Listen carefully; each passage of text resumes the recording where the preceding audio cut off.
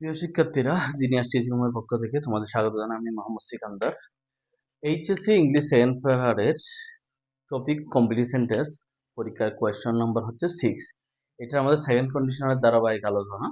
দেখো, আমরা সেকেন্ড কন্ডিশনালের পড়ছিলাম ওয়ার দিয়ে বিভাগ। এখন যেটা আমাদের এভাবে আসে, দেখো, subject if subject verb two plus object. Verb two মানে ভার্বের ফার্স্ট ফর্ম, তারপর subject plus would could might plus verb one plus object.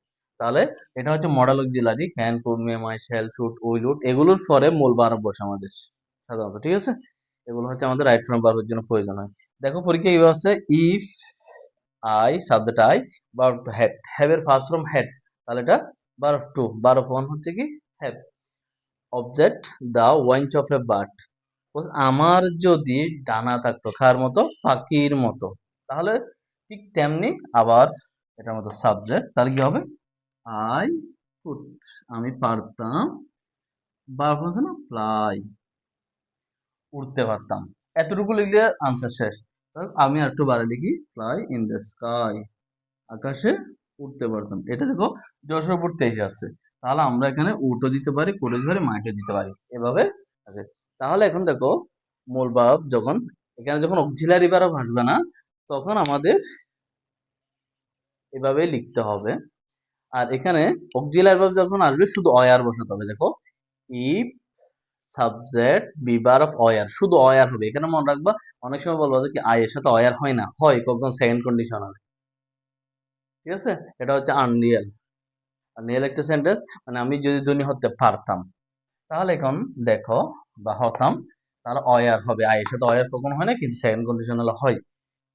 এখন আমাদের if I had the wings of a bird I could fly in the sky. তাহলে এটা যদি পরীক্ষায় একটু উড়াই আসে, হ্যাডটাগ আসলো, কি আসলো?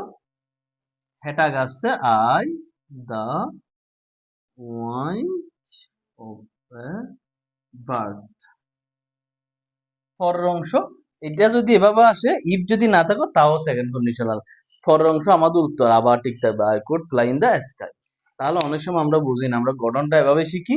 খুব খেয়াল করে, একটু ঘাবড়ানোর দরকার নেই, একদম মনোযোগ সহকারে পড়বা, দেখবা যে পারবা।